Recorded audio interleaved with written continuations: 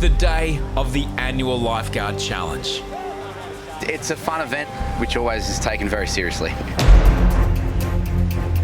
You know, you've got a lot of bragging rights if you win this, and I think that's why they all go as hard as they can. The race is a board paddle to Bronte, a swim to Tamarama, and a run back to Bondi. The lifeguard race is a little bit like Fight Club. You don't talk about the lifeguard race, but everyone seems to rock up here on race day in pretty good nick. Everyone's got shaved legs, shaved chest. It's pretty competitive. There will be devastation in the water. The race is handicapped. Jules goes off go with Mario. Spin the wheels. Push, Choppo.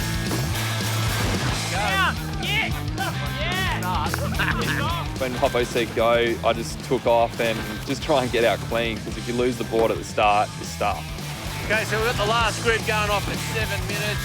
Go! Intimidating doesn't even cover it. Like, it's horrific. Like, the energy that they bring and that male ego and testosterone, like, I literally start every event like this almost in tears, just freaking out. Race favourite Bacon has cut through the field. But he's about to paddle into some of the toughest conditions a lifeguard could encounter.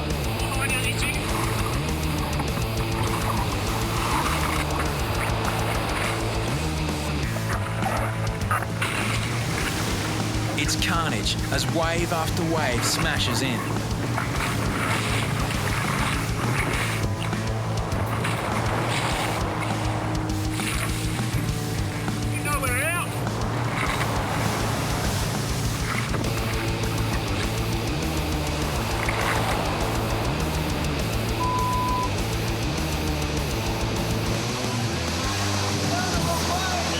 Within minutes, a bunch of veteran lifeguards vie for the lead. But it's former champion Choppo who breaks away from the pack.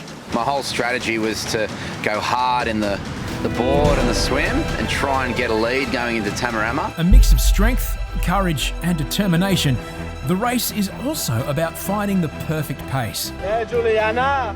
Some competitors go wide around the rocks into Tamarama, while others take their chances between waves. Choppo theory. Going in close. If he can make it over the reef without being pummeled, Bacon will almost certainly capture the lead. But the gamble doesn't pay off. How's it looking out there, Box? Bacon just went for it. I probably egged him on a bit too much, but he had a crack and dropped about 7 or 8 places.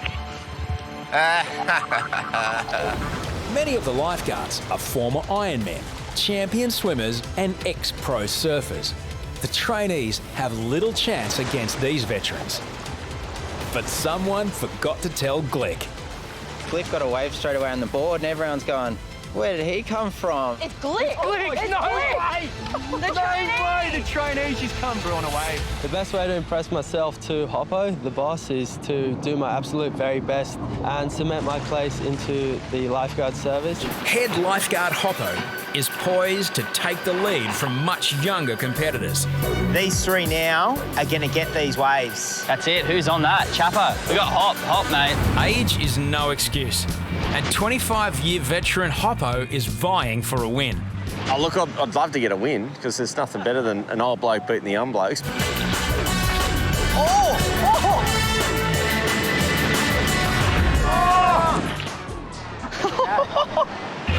Hop and just got drilled proper. His hairpiece is going to fall right off. 2K in the wind. Whew. Choppo arrives first at Bondi Beach. Let's go, Choppo! Next wave, Choppo, put it in, next one! It was pretty solid at Tama. So yeah, it was just nice to get a wave, stay on the board, hold the board and just get in one piece.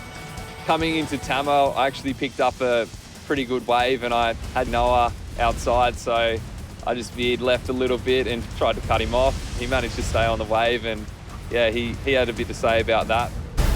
Quickly, the pack closes in as the swim leg to Tamarama begins. It was pretty hairy. There was a lot of rips going on, right on the rocks. This is where tactics will come into the swim too. Yeah, it'll make a big difference. Yeah. You can cut short and get caught with the waves, or you can go wider and body surf a wave in. Waiting at Tamarama, Injured lifeguard Jethro is tasked with shoe duties. I got one hand too. Like how he's supposed to give a 2-shoe job to a one-hand guy. I'm off it. It's a tradition among lifeguards to play pranks during the race. And this year is no different. I really want to rustle Muzz's feathers. I want to fill his shoes with sand. You're gonna blow up.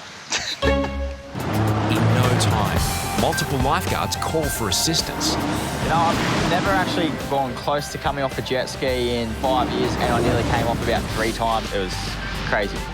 It was really tough. The conditions were the roughest, you know, you'd ever want to swim around those rocks in, that's for sure. On what's considered the most dangerous beach in New South Wales, these rocks have claimed many lives. Coming around from Tama to Bondi, all the water was going against you, so it was like swimming on a treadmill. Oh, it was hectic. Lockie swam like a Trojan, and to be honest, I was totally blown away by his capabilities in the water. He went in and put the head down and went as hard as anyone I've ever seen in the challenge. Only 5 lifeguards continue battling the swim. The rest adopt a strategic retreat. I decided to swim out where the rip was in the northern end of the beach, and halfway out I just decided to look around and have a look and saw everyone else running along the rocks. Hats off to the guys that make it. You'd be swimming as hard as you could and look up and see someone just running at, 10 k's an hour around the point. You're just going, what am I doing out here? It was pandemonium. There was people, yelling out. There was people running along the rocks. People getting lifts on jet skis. We just kept trying to punch it. Some people just want to finish it. Some of us want to try and win. If you want to win it, you can't pull the pin and not do the swim. Mate, I'm pretty sure we've got the first one round the rocks here. He's just sort of got washing around the corner now. A lone competitor fights to avoid the rocks. He's literally right on the rocks, actually. And look how close he is. The race leader disappears from sight. Showing supreme water skills, the unidentified lifeguard rises to the task. I don't know, it's Whippet or Deano, it's up in the air. We've got the first swimmer about to stand up. We're not sure if it's Deano or Whippet. Who is it? We're just trying to make it out. I think it's Deano, yeah, it's spread. Dean's got a bit of a lead, eh? I swim pretty well, and it was nearly embarrassing how fast he went past me in the water. You got a fair gap here. One of the toughest swims I've ever done. But at the bottom, I wonder where the Italian stallion is right now. Oh, let's get that then. Intro to Jesse. Where's our little Italian friend Mario? Silence. He's disappeared. Mario is coming last. That's all you, brother. Let's go, Muzz. as the run leg begins, go Chips! A hungry pack close in on Chapo. Get those meat legs going, baby. Oh, God. Get them going, mate. Get them going. He's that far behind you. During changeover into the run leg, Chapo can no longer hold off the young guns. That's me. Water's done. I was winning, and now they're gone. Clippers just run up the stairs first, Reidy second. Socky, Jacko and Chapo are on the stairs at the same time. Okay, so it's closing up into a tight bunch. Yeah. Here comes the Italian stallion, moving up. While it's tough at the top, it's even tougher at the bottom. Motherfucker, look at this. This bastard. That bastard. He had to do a little bit of deconstruction of the sandcastles when he got back to Tama. Oh, I found the sandcastles here.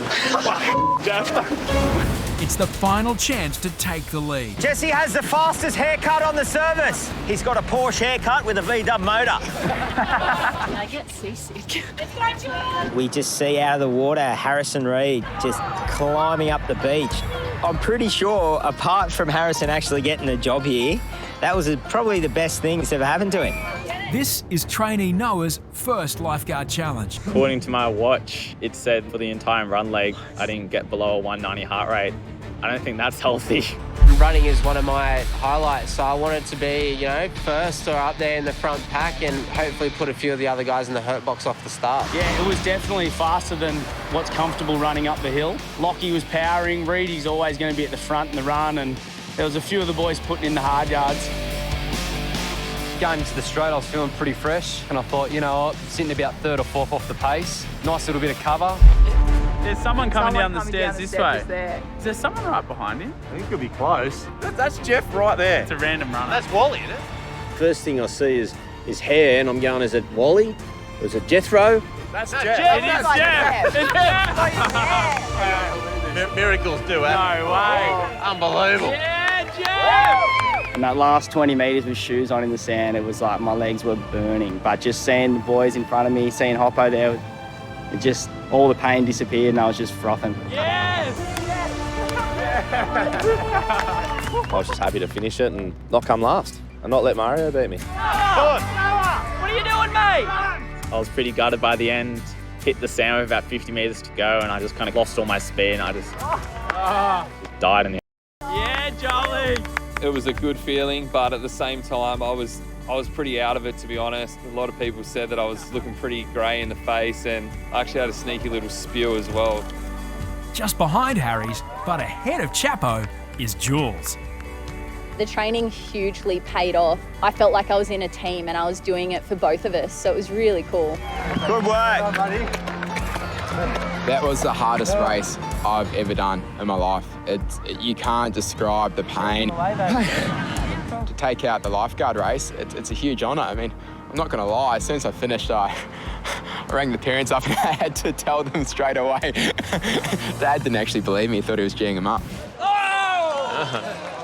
Well, that proves he's pushed himself quite hard. He'll, Terry, I think Tarko, he's allowed to come back to work next week now. Do you think that? I think, Yeah, he's allowed to come back. I love when someone puts in. Yeah. I love when someone tries their guts out. Yeah. And I especially love when they spew their guts up at the end. Coming in close to last is a none too happy Harries. Harries was a little uptight, a little upset. I felt bad because I'd taken his board. Because Whippet is Whippet, we wanted to try and play a little prank on him. If anyone deserves bad luck, it's Whippet. He's done some awful things to people over the years. Whippet's played many a prank on me over the years, so today's payback. It's Vaseline on his board. Oh my God. I don't even want that on my fingers, That's massive. I actually kind of smelled the rat before the race started, so I just questioned a few people that I knew would know about the prank. It's Sophie. Everyone denied it, and so then I just say, well, you won't care if I take your board because there's nothing wrong with my board anyway. Whippet palms off the sabotage board and decides to take Harry's board instead. I play lots of sport. I apologise. I don't take anyone's stuff. I didn't know who else's to take because I didn't know whose was whose. You're very lucky. Don't try and call me out like and say I'm very lucky. I was extremely angry. I didn't realise that all of them had been helped around the point. And here I am turning on poor Whippet, and he doesn't deserve it. He's a great waterman and he deserved to win. 8 minutes after the winner. One more lifeguard is yet to cross.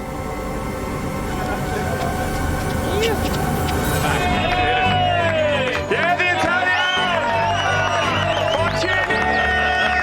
Fortuny!